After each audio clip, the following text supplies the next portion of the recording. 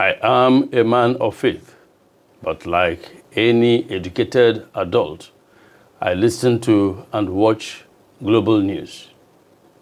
In the past few weeks, the news has fixated on the goings-on between two power blocs, the West and the East, specifically Russia, both heavily nuclear armed.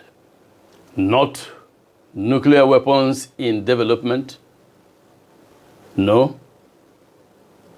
States with nuclear warheads numbering in the thousands and with advanced delivery systems. Intercontinental ballistic missiles with pinpoint accuracy. Yet, war rhetoric, threats of war is bandied back and forth offhand. It is brinksmanship at its worst, with Ukraine caught in the middle, unfortunately.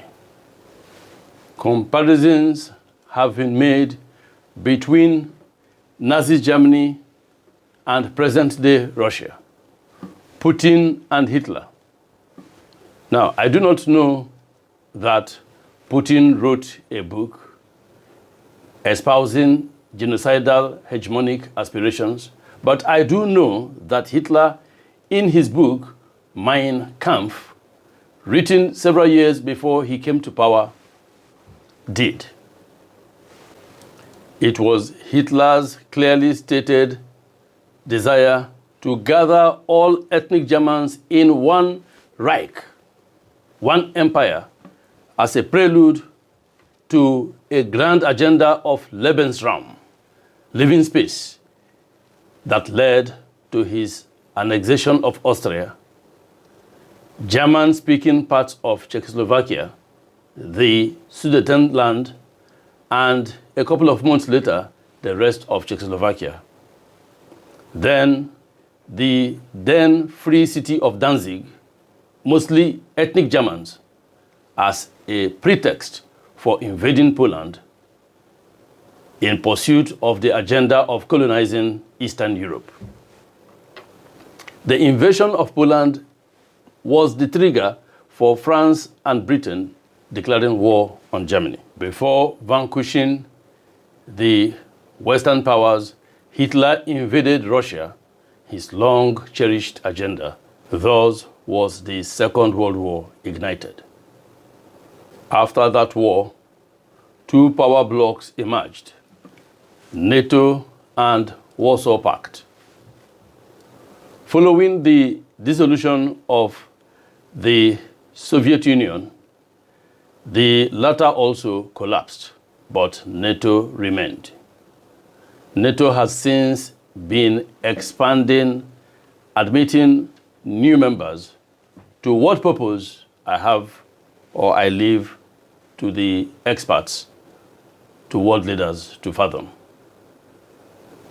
What I have seen is heavy militarization of the border between Ukraine and Russia and Ukraine and Belarus by Russian forces. So I ask myself, what would I do if I were Ukraine's president? If I were Ukraine's Zelensky? If I were Zelensky, I would not like my country to be the front in a war between nuclear-armed superpowers. I would remember that in war, the countries that are the front line suffer 100,000 times, 1,000,000 times more human casualties than the countries giving aid. Apart from far fewer casualties, the aid givers hardly suffer infrastructural damage. I would remember the fates of Nagasaki and Hiroshima if I were Zelensky. I would remember the Cuban Missile Crisis of 1962, what caused it and how it was resolved. If I were Zelensky, I would remember that for 20 years, Afghanistan received huge quantities of weapons, but to no avail. In the end, they were told to fight for themselves. A country that depends on buying weapons or receiving weapons as aid never wins a war. Argentina lost the Falkland War to Britain. If I were Zelensky, I would remember that for over 50 years, Cuba has been under heavy sanctions, yet the government has not collapsed. Venezuela, North Korea, Iran are under sanctions, yet their regimes have not fallen. The potency of sanctions is always exaggerated. If I were Zelensky and told that I would be given weapons but no boots on the ground, I would ask myself why. I wouldn't fight a war that I am sure to lose. If I were Zelensky, I would make peace with my giant neighbor next door and thus save hundreds of thousands of lives, even millions of my people. For the giant next door is more significant than the giant 1,000 miles away. If I were Zelensky, I wouldn't allow empty concepts such as pride and honor to dictate my cause, devastate my country and people. Though the shooting has started, it is not too late to avert total disaster and frustrate the spiritual enemy operating through warmongers.